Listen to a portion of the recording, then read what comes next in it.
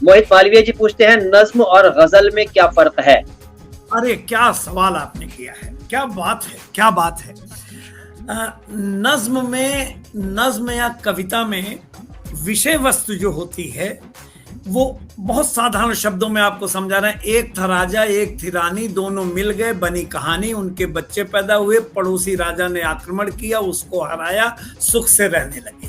इसमें छोटे छोटे सहयोगी कॉन्सेप्ट आने लगे, राजा भी आ गया, लड़ाई भी हो गई, ये हो गई, वो हो गई। गजल जो है दोहे का एक विकसित रूप, अति विकसित रूप जिसको हम कहेंगे, वो गजल का शेर होता है।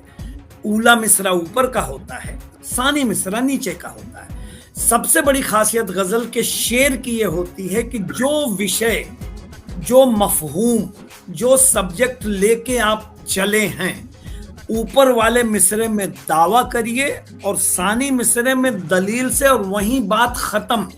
अगले शेर से, गजल के अगले शेर से पिछले शेर का कोई ताल्लुक जरूरी नहीं है, लेकिन अगर हस्बे जरूरत आपने उस बात को उसमें नहीं एक्सप्लेन कर पाए तो या तो किताबंद शेर कहेंगे, या जैसे मैंने माँ के ऊपर बेशुमार गजलें कही हैं तो उनको मुसलसल गजल कहा जाता है।